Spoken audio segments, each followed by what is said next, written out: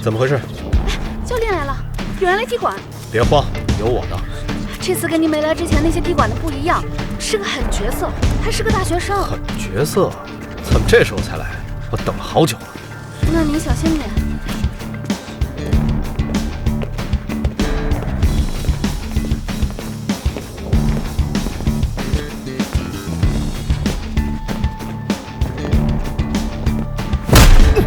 军哥，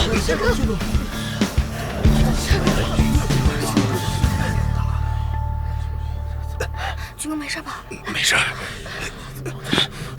就这水平啊？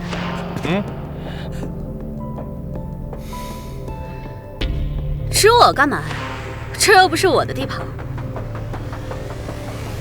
对，有我在，别想欺负我身后的女孩。哎，小子，别狗眼看人低啊！听到了吗，小子？别狗眼看人低啊！哼，你谁啊？我叫王超，是这儿的坐镇教练。什么王超马超的？你知道我来干嘛的吗？你们道馆的人到我们学校惹事儿，我们学生会让我来教训教训你们。嗨，就是你们道馆的人没本事，在别的学校抢生源，欠扁。那不正好吗？我就是这儿的坐镇教练，不是要教训我吗？放马过来！你知道你身后那人是谁吗？我身后是广大韩圈道学生和需要我挺身而出的人。你是不是脑子有毛病啊？哎，你还骂人，欠揍！来，开打吧！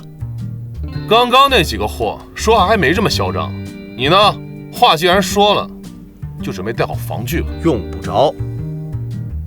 上一次被我失手打成高位截瘫的那个，说话还没你这么水。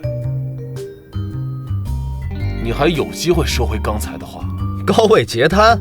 那报警吧！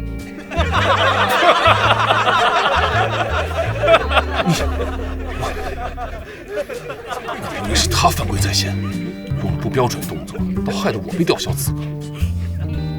我叫王超，你呢？赵兴龙，事先说好，把你打残了可别怪我。残了你得养我。那就是不敢呗，堂堂习武之人。你。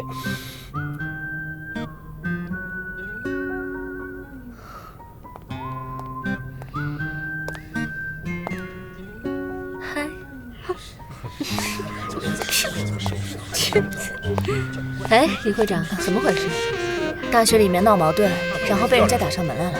大学生啊，难道这个时代真的变化这么快？大学校园各种藏龙卧虎。哎，你看那边那个禅英莎也在。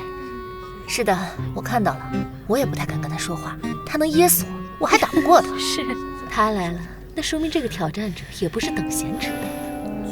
唉，是啊，打文军比王超还快。哎，那位李阿姨，你们这个教练看起来不行哦。韩拳道的确不过如此，以后别再到大学招学员了，来跟我学泰拳吧。